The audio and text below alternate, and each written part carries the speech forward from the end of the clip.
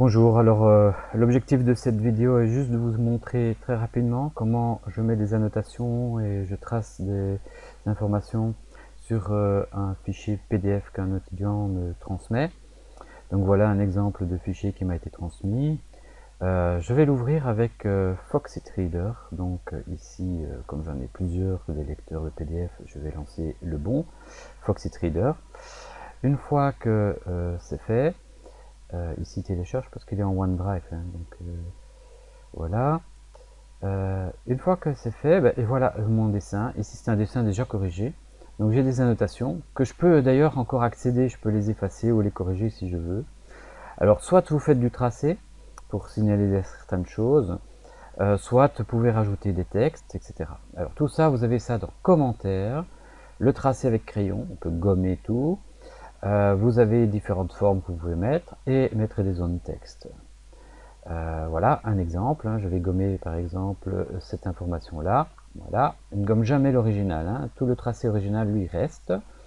Je reste en commentaire, peut-être le punaiser comme ça je vais moins tripoter, et je vais commencer à mettre des renseignements. Par exemple ici, signaler que là il y a un problème.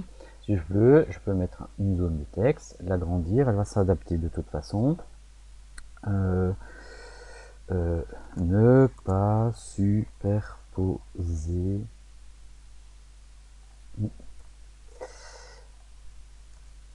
les traits SVP. Voilà.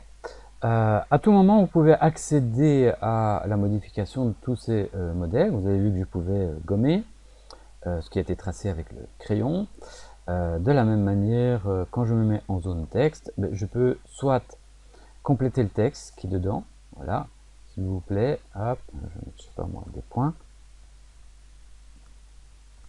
un point d'exclamation, ou encore, vous voulez le mettre à un autre endroit, vous avez la possibilité de le repositionner, de recadrer, de redimensionner, etc. Ensuite, l'effacer aussi, donc là je fais un delete et hop, il est parti. Voilà, avec ça, donc il y a moyen. Alors moi, j'ai une tablette avec un stylet, donc je peux parfois également écrire de manière manuscrite.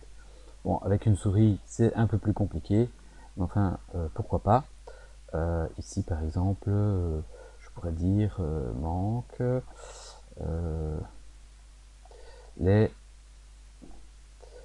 arêtes.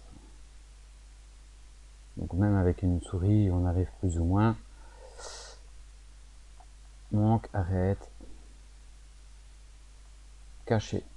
Un petit peu complété, voilà, en ajoutant les petits S. Voilà. Et puis, pour être certain de ne pas perdre l'original, ce que je fais, c'est que j'enregistre sous le même répertoire, mais en rajoutant simplement dans le nom, ici derrière, une annotation comme quoi je corrigeais.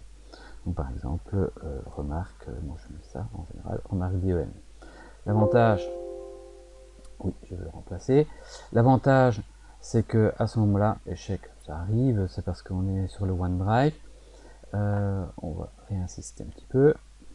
Voilà, qui est fait. Non, on va réenregistrer sous alors.